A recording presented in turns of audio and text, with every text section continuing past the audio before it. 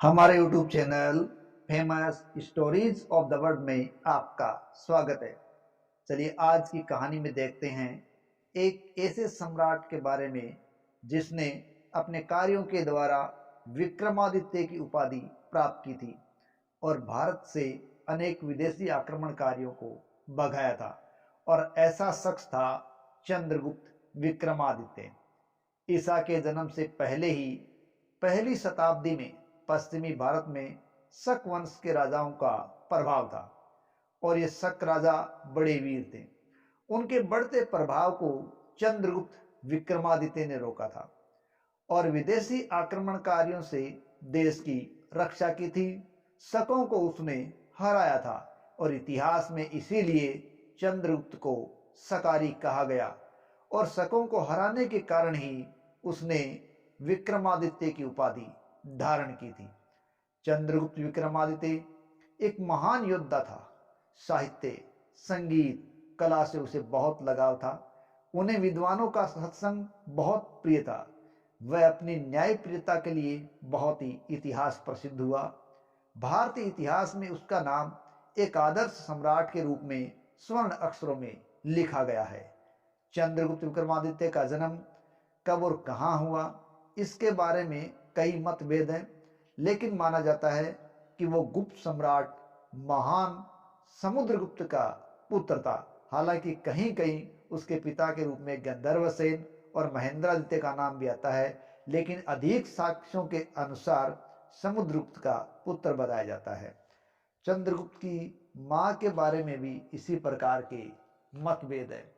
बताया जाता है कि उसके पिता के 3 पत्नियां थी, मदन रेखा, सौम्य दर्शना और सरस्वती। चंद्रगुप्त मदन रेखा के पुत्र बताए जाते हैं। वहीं कुछ कहते हैं कि उनके पिता के चौथी रानी भी थी जिसका नाम था रानी दत्त देवी, और रानी दत्त देवी का भी उसे कुछ पुत्र बताते हैं। चंद्रगुप्त बड़े होने पर शिक्षा को उत्तम रूप से प्राप्त करने लगा। उसकी शिक्षा उसके चोल क्रम के बाद लिपि और संख्या की प्रथम पाई से शुरू हो गई और वे पहले हल्का फुल्का ही अध्ययन करते रहे, लेकिन जब उनका उपनयन संस्कार हो गया उसके पश्चात उनका गंभीर अध्ययन भी शुरू हो गया था। देखिए, इन संस्कारों में 16 संस्कारों की जिक्र हो रही है। चंद्रगुप्त की बुद्धि अत्यंत तीव्र थी, कुशाग्र थी। जल्दी ही उन्होंने शस्त्र और शास्त्र दोनों की शिक्षा अच्छी तरह से प्राप्त कर ली। उन्हें जो भी कला सिखाई गई उन्होंने वो बहुत जल्दी सीख ली। चंद्रगुप्त की उच्च शिक्षा पुष्कर में हुई, ऐसा संकेत लगाया जाता है। ऐसा भी बताया जाता है कि उन दिनों पुष्कर शत्रु के क्षेत्र में आता था, इसलिए 19 वर्षीय चंद्रगुप्त को भद्रशील के छद्म नाम से वहां प्रवेश लेना पड़ा और वहां वह दिन में अध्ययन करते और रात में नगर की गतिविधियों के बारे में निरीक्षण किया करते थे।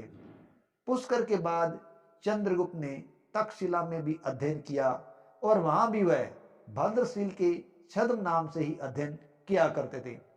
यद्यपि चंद्रगुप्त अपने पिता के ज्येष्ठ पुत्र नहीं बताए जाते, लेकिन फिर भी वो योग्य थे और योग्य होने के कारण ही अपने पिता के द्वारा ही उनको उत्तराधिकारी चुन लिया गया था और गद्दी पर बैठते ही उन्होंने अपने पिता की तरह राज्य का विस्तार किया और उन्होंने सबसे पहले मालवा और गुजरात के शक राजाओं को पराजित करके शक क्षेत्र से इनको क्षेत्रों को मुक्त करा दिया। इस प्रकार मालवा गुजरात के अधिकांश क्षेत्र शकों से मुक्त करवाने वाला योद्धा था चंद्रगुप्त विक्रमादित्य। चंद्रगुप्त विक्रमादित्य को चंद्रगुप्त द्वितीय के नाम से भी जाना जाता है। चंद्रगुप्त विक्रमादित्य बहुत ही समझदार और नीति निपुण राजा थे। उनके राज्य के दक्षिण में और मालवा व गुजरात के पूर्व में वाकाटक वंश के राजा रुद्रसेन द्वितीय का राज्य था और वाकाटकों को हराए बिना मालवा और गुजरात पर अधिकार करना मुश्किल था, क्योंकि वाकाटकों का राज्य बहुत शक्तिशाली माना गया था।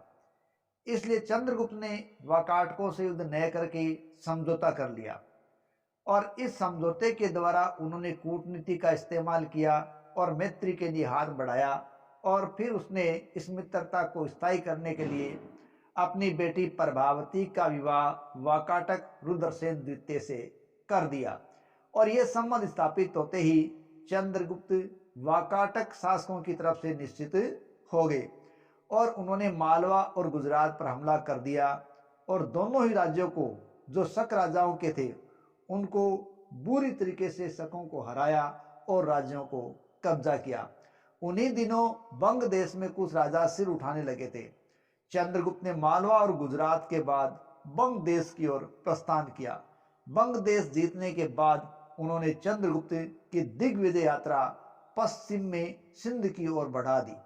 उन्होंने सिंधु नदी पार करके अफगानिस्तान और हिंदुकुश पर्वत के उस पार वहलिक के राजा को भी हराने में कामयाबी प्राप्त कर ली। इस प्रकार चंद्रगुप्त विक्रमादित्य ने बंगाल, मालवा, गुजरात, सौराष्ट्र ही नहीं बल्कि अफगानिस्तान और हिंदुकुश तक अपने राज्य का विस्तार कर लिया था।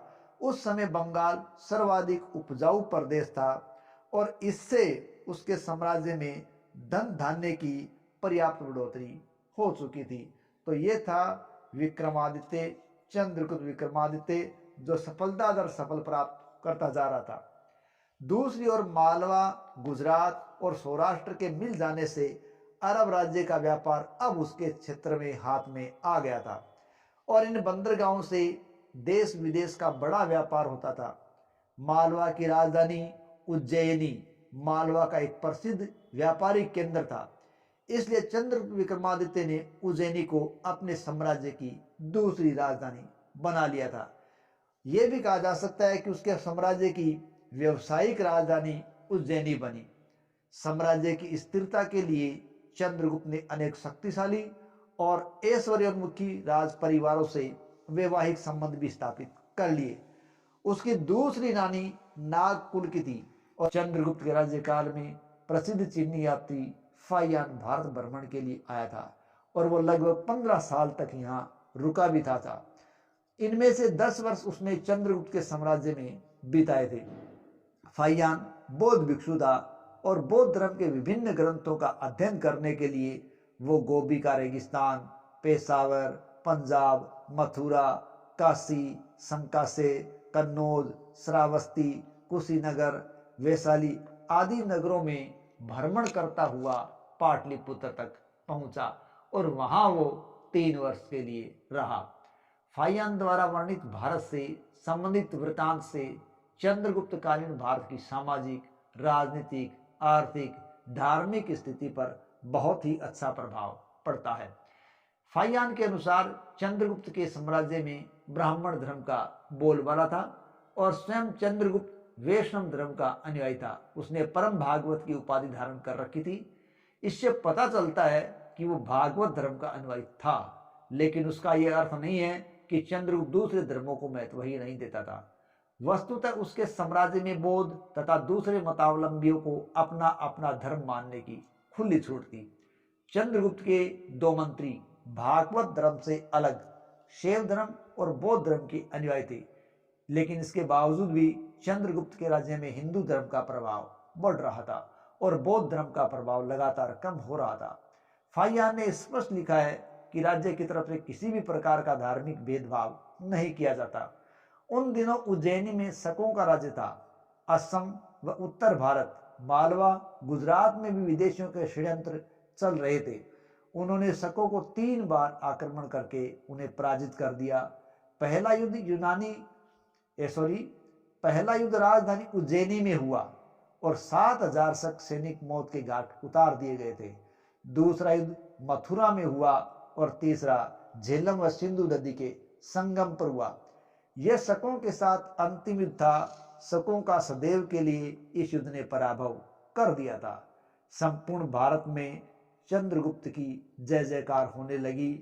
प्रयाग में महर्षि वात्स्यायन भारद्वाज की अध्यक्षता में धर्म सभा का आयोजन हुआ और विक्रमादित्य शकों के अरि अर्थात शत्रु थे, अतः उन्हें सकारी विक्रमादित्य की उपाधि से सम्मानित कर दिया गया।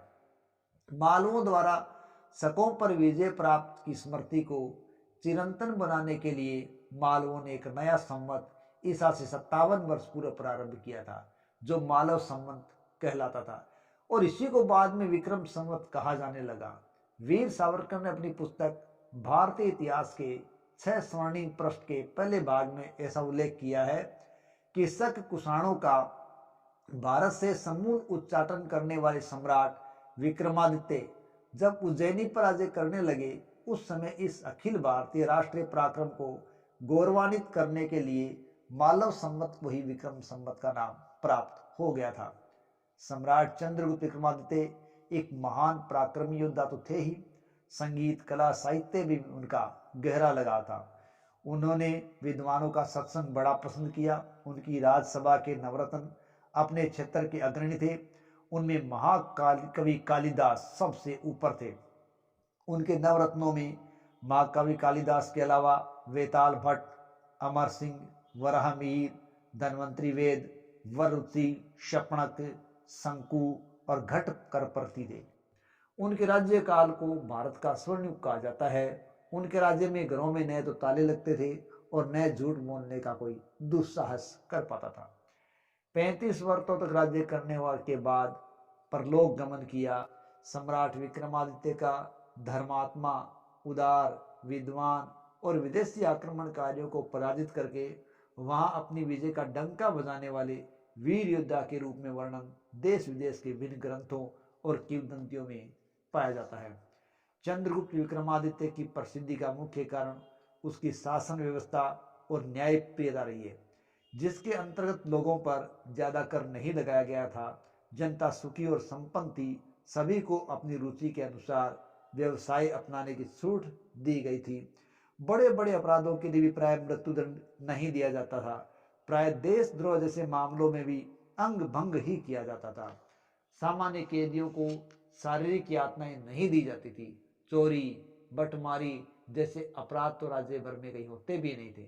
राज्य में पूर्ण शांति थी। प्रजा का चरित्र ऊंचा था। लोग प्राय सत्यवादी थे। ईमानदारी पर विशेष जोर दिया गया था। राज्य भर में धन धान्य की किसी प्रकार की कोई कमी नहीं थी। सभी मार्ग सुरक्षित थे। लोग राजा की भूमि जोतते थे और उपज का एक अंश वो कर के रूप में दिया करते थे। सेवक समय पर वेतन भी प्राप्त करते थे। धार्मिक सत्रों में निर्धनों को अन्न, वस्त्र आदि मुफ्त वितरित किया जाता था। सार्वजनिक औषधालयों से गरीबों की मुफ्त चिकित्सा भी की जाती थी और विदेशों से भी मधुर संबंध रखे जाते थे। चंद्रगुप्त अत्यंत धर्म प्रिय एवं विद्या प्रिय था। वे विद्वानों और गुणी व्यक्तियों का सदैव आदर करता था। उन्होंने विक्रमांक, नरेंद्र चंद्र, सिंह विक्रम, सिंह चंद्र, महाराजा धीराज, परम भागवत, अजीत विक्रम, विक्रमादित्य आदि उपाधियां धारण की। इनमें सर्वाधिक महत्वपूर्ण उपाधि थी विक्रमादित्य।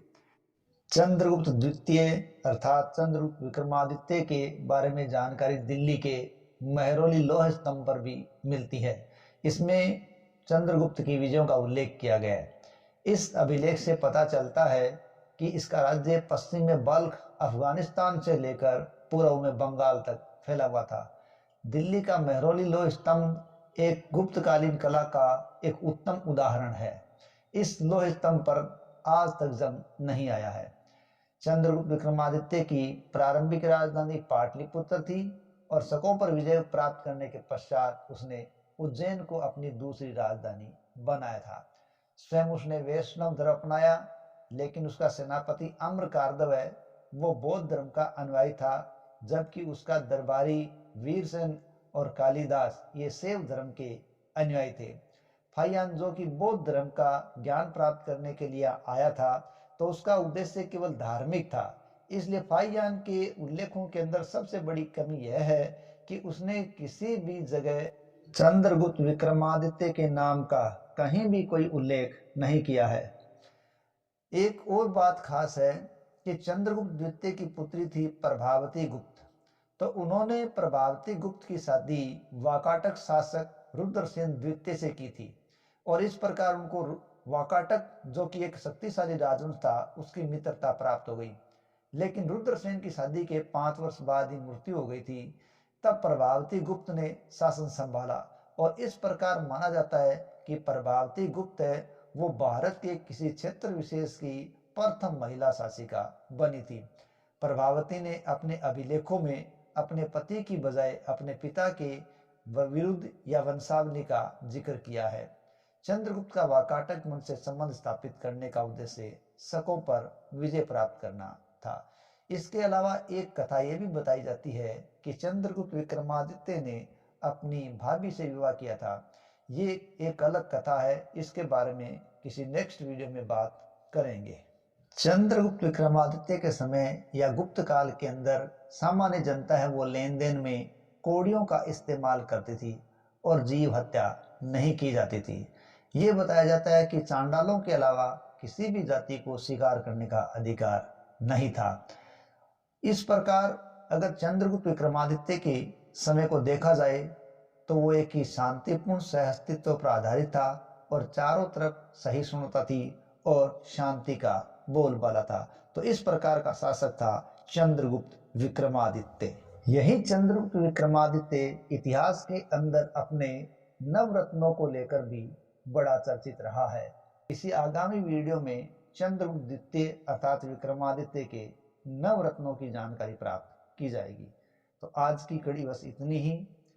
आशा है आपको हमारा ये प्रयास पसंद आया है, तो प्लीज़ चैनल को सब्सक्राइब करें, वीडियो को लाइक करें, कमेंट करें और आगे से आगे शेयर करें। जय हिंद, जय भारत।